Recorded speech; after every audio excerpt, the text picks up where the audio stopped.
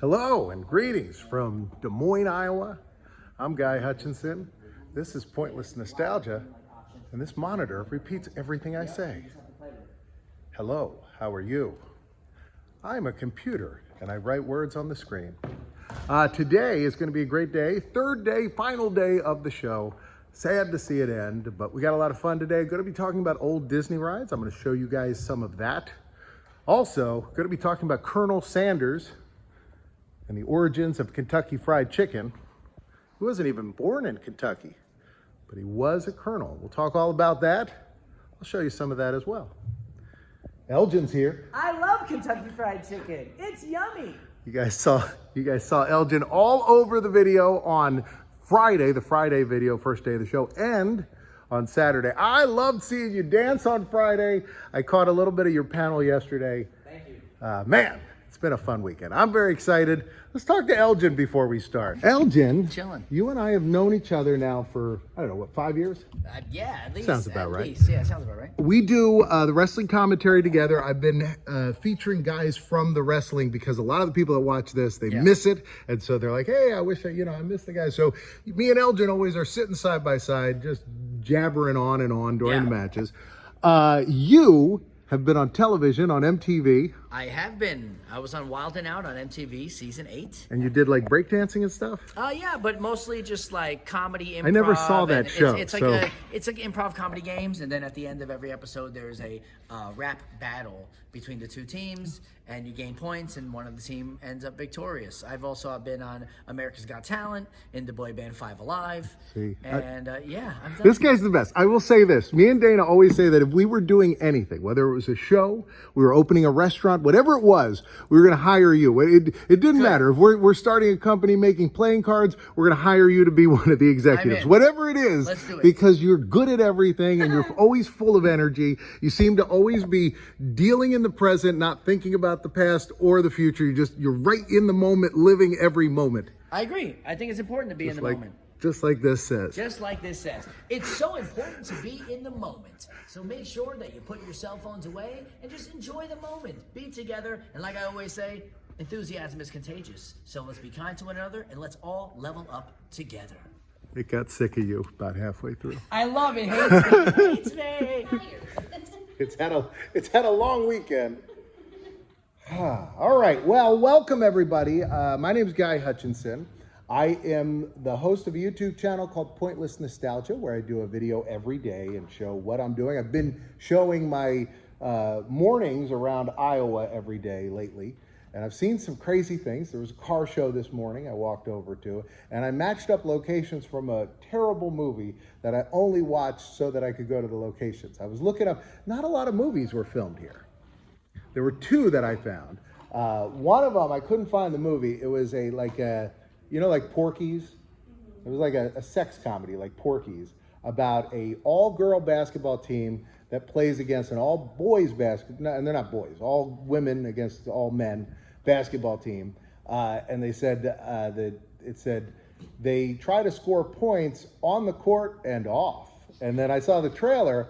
Now this was like a low-budget film, but it starred Pistol Pete Maravich, who was a famous basketball player. So it wasn't like an adult film. It was just like a kind of like Kevin Smith or that kind of stuff. But the title, they had 2 different titles. They had the first title, and then when they put it on video, they put another title. The first title was called Scorin', which I think is good, right? Because they're all trying to score, right? And it's basketball. And then they changed it to Dribblin', which I think is just gross. It's like I'm not sure what part is dribbling, but I don't want to be around it. Walt Disney had once participated in a thing called the Celebrity Sports Center. This was out in Colorado, and it was like a popular amusement place. It was a place people would go. It wasn't a theme park. It was a bowling alley and a couple other things, but it was a place for families to go. And it was called the Celebrity Sports Center because they got a bunch of celebrities. I'll show you a couple of these guys. I'm also going to switch chairs because my chair is making a weird squeaking noise. I don't want you guys to think it's coming from me. These are, by the way, the largest convention chairs I've ever seen. I didn't think they linked together. They're huge. It's like comedic. All right. Oh, this is 10 times worse. All right. Well, we'll roll with it. So I'll tell you the celebrities here. We got Burl Ives. He was in, he did like the voice in one of those Rankin Bass cartoons. Jack Benny was one of the funniest guys that ever lived. George Burns was a comedian who always joked about how old he was, and then he lived to be 100. Spike Jonze, a real funny looking guy. He was a band leader who did funny songs. And so they all got together with Walt and they paid for this place. You go there, you go bowling, you go swimming. It was the Celebrity Fun Center. Walt had also invested in another place, the Mineral King Valley. Now this was never built, so this is a concept drawing. This was towards the end of Walt's life. So the Celebrity Fun Center was maybe 1960. This was towards the end, which was like 1968. And Walt was working on this. They say the last time that he laughed when he was in the hospital was when they were pitching the idea about the Country Bear Jamboree, which was going to start at this, not at Disneyland. They were going to build it in this resort. They ended up having some problems with something that was in the ground. There was like some kind of pollution or something, or some digging issue that they had. So they never built there. And then the other weird thing that Disney built for a while, they had a speedway in the parking lot at the Magic Kingdom. Does anybody remember this? So Disney built this, it was a racetrack, and they were going to have indie racing events there, and they did. It was built in 1995, and it had a big Mickey in the center of it. And it was built essentially in the Magic Kingdom parking lot, which is enormous. The Magic Kingdom parking lot is the largest parking lot in the world.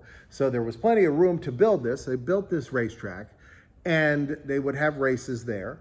And the problem was when they had races there, they didn't have enough parking, because if it was a busy day at the Magic Kingdom and a busy day at the racetrack, they were busing people to the racetrack, which people didn't really like, because they didn't want to bus people to the Magic Kingdom, because if you're paying for a full day for Magic Kingdom, they wanted to let you park there. And then there was an accident, which happens, you know, when you have a racetrack like that. There was an accident, and the accident led to a lot of bad news. You know, the newspapers all covered, you know, that this person died on the Disney Speedway, race car driver. So Disney shut it down as a race car venue, but they kept it as a fun test car racing place. So what you would do is, it was called then the Richard Petty Driving Academy, and you'd go there and you could pay money to do one of two experiences. I never did either. I sort of wish I did the second one. The first experience was you could pay, then take a course, and then you could drive a car really, really fast. But the second one, which sounded so much better to me, was you paid half as much. I think one of them was like maybe 200, the other one was like 100. You paid half as much. You didn't have to take a course at all. You just sat in the passenger seat and buckled up, and a guy that knew how to drive real fast drove you around real fast, which to me, like, I mean, I'm sure there's some people who really want to drive real fast, but for me, I'd rather be sitting there putting my head out the window like a dog and just riding around that racetrack. They have demolished this, so here's a picture of when it was demolished, and so that space is now back to being the Magic Kingdom parking lot. Club Disney was a thing that was like a playground. It was located in shopping malls. They only built a little bit of them. Club Disney, the first one opened at the Thousand Oaks Mall in California. Here's some pictures from it. You could see like this kid looking out. You could look through here and you could see like the jungle gym, and you could see all the playground stuff. There was an area where kids could put on costumes and be in front of the camera. It was just kind of like, you've probably seen places like this in your area, just not Disney owned or Disney themed. And Disney did it, and it just didn't work. It was upscale, it was very nice, it was a little expensive, and 96 was an era where malls were still, you know, going strong, but they started to die out not long after that.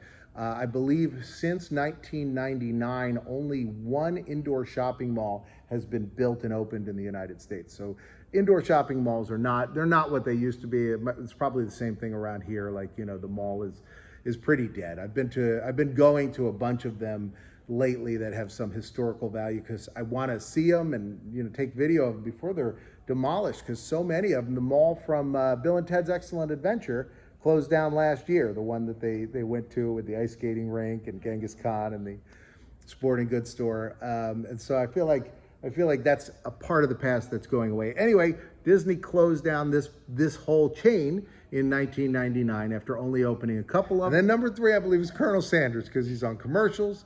If you drive into a town, odds are you're going to see his face on the side of the building or on a cup that's, on the ground on the side of the highway. Colonel Sanders is so specifically connected to his company. I'm going to show you a commercial here. I want to see if the sound works for it. If not, I'll put the mic to the speaker here so you can see it. But I want to show you a clip of him to start off. All right, so sounds like we're not getting the sound, so hold on. I'll just take this out. I'll play it. Church social. It's in the other room? It's in my room. I was so confused. Is it still on your room? I don't know. Maybe it's switched. Well, I had this plugged in and I could hear it, and I was like, I think it's coming out the projector. I could hear it like over there. If it's in there again, just yell, "Shut up!" and I'll turn it off. I will. All right. What time are you done? I'm done in an hour, but I don't want to distract you. I got an hour of stuff. You're fine. I just don't want, I don't want, well, unless you guys want to walk over there to listen to it and then come back to watch it. I'll play everything twice. What's your panel, in case, maybe some of them want to. Cosplay painting panel. All right, so if you guys want to. Very serious. But if you guys want to go over, I won't feel bad. Don't leave this, man. Announcing the portable Sunday dinner by Colonel Sanders. First location, the first place that became Kentucky Fried Chicken was Sanders Court. It opened in 1930. And what happened was, it was a gas station, essentially, with hotel rooms. And so he was right on the highway, and people would come to the highway, and he was a good marketer, which is why KFC became so famous. But at that time, he didn't dress like this or look like this. He looked like every other regular human being. He wasn't, like, this is a character he played later in life. And he didn't go by Colonel at this point. He was just Harlan Sanders. So Harlan Sanders had this gas station, and he had this hotel. He was a very smart marketer, because what he did was, inside his gas station, he built a small hotel room so that people could see what it looked like. And so people would stop there for gas, and they'd look, and they'd be like, wow, the room looks clean, and it looks so nice. I think I'd like to rent one. He's very smart, because like when you go to a hotel, you don't know what the rooms look like inside, and especially back then when you didn't have big change, you never knew if it was going to be really gross or weird or anything, but you're like, oh, it looks like a nice looking bed. So a very smart marketer. And so what he noticed was that people, when they stopped for gas and then they stopped and went to the to stay in the hotel, they'd say, where can we eat around here? And so one day he was like, you can eat right here. He's like, I'll just make food for you right here. So he started serving food right there in his gas station. He would cook fried chicken, and his fried chicken was so good that people kept saying, this is amazing. This is the best fried chicken I've ever had. A lot of people weren't even that familiar with fried chicken outside of the South. It was a very Southern food. It wasn't something that was super common and everywhere. And if has anybody here ever cooked fried chicken themselves? You use a lot of oil. It's kind of messy. It's sort of dangerous. You usually get burned a little bit at least, like a little popping. So fried chicken's kind of a food that you really only get at restaurants, I feel like. And so he had this idea, used this pressure cooker. It cooked in less time, made it even crispier than usual. So he started selling this fried chicken. And all he would do is just sell it in his little restaurant, Harlan Sanders, Sanders Court and Cafe, and then people would stay in his hotel rooms. And one day, they built a new highway that ran along his highway, and so people stopped coming up and down this road. It kind of slowed down the business. So he had this idea to franchise his chicken. It was very interesting the way he did it. What he would do is he would make a deal with you. Let's say you had a restaurant. You said, we would like to serve this. Our restaurant is called, Barbara's Cafe, right? And you'd say, okay, well, you're now going to be Barbara's Cafe featuring Colonel Sanders Kentucky Fried Chicken, right? So you'd put that in, but it would, they'd still have tons of places, Geno's featuring Kentucky Fried Chicken. And what you would get is you'd get this pressure cooker. He'd teach you how to use it and how to cook his chicken his way. And then he would give you, every time you needed it, your supplies would come with a bag of his 11 herbs and spices. And we're going to talk about what they are. You can look them up now online, so it's no longer a secret. But he had these 11 herbs and spices, and they tasted really good. And so this became like a sensation. But it was so smart the way he marketed the whole idea. I'm going to show you a picture. This is him and Dave Thomas, the founder of Wendy's. And Dave Thomas would always say, he was the smartest marketer, he said, because I'm a Kentucky colonel as well. It's an honorary title that they give out to thousands of people. He's like, but this guy made it his entire identity. He wore that little tie and everything. But him and Dave worked together for a while, which I just love. Look at Dave, look at young Dave Thomas there with a real chicken and Colonel Sanders. And then I guess, I don't know what they won first prize at a dance competition or something. Wow, so that is awesome. Pretty great. Oh, that is great.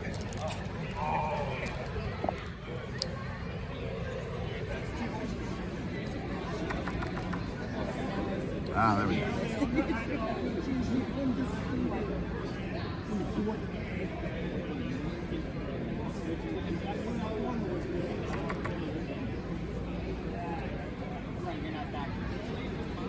Zach's been very patient, but He don't want you to screw it up. Wouldn't you be patient if someone was basically giving you the Mona Lisa? That's right.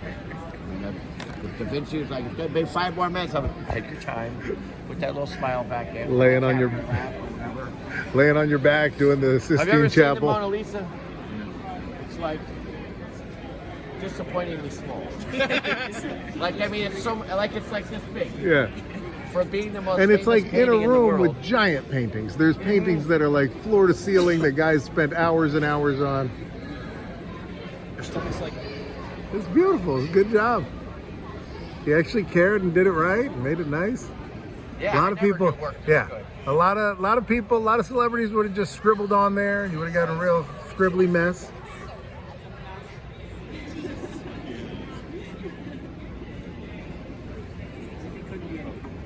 All right, come over, let's take our picture. People saw you in my video yesterday, and I commented on the speaker that President Loki had snuck into the video. Now, you came over here and we were just talking about your tattoos. How many tattoos do you have? Do you have any concept of how many? They all bleed together. And are they mostly on your arms? My arms, I have some on my chest, some on my shoulder blades. All right, my well, we're legs. only going to look at arms. I don't want to look at, what was the last thing you said? My legs, I do have... You didn't say anything that I have to cut out. I just want to make sure. This is a family show. Don't say it. It's a family show, but let's just say I have one on my backside. All right, backside's family appropriate. yeah, Just we don't want to backside. see it. That's Yeah. all. All right. Well, maybe I'll see it after I turn the camera off. But I wanted to see these. We were just talking about different artists that you've used and everything. But I wanted to see some of them. Have you explained them to me? Tell me about them. Tell me which ones you like, which ones you Well, a know lot your of them- favorites.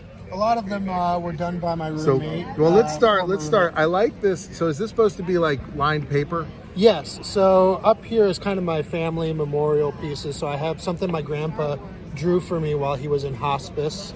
Like right this- here, this grasshopper. Wow, here. okay. So he drew that while he was in hospice. Sweet.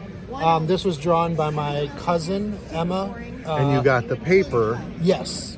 Yeah, I don't know what the concept of the reason for the paper was. I like but, it though. It stands out. I got my sisters, my mom, my dad have drawn things for me.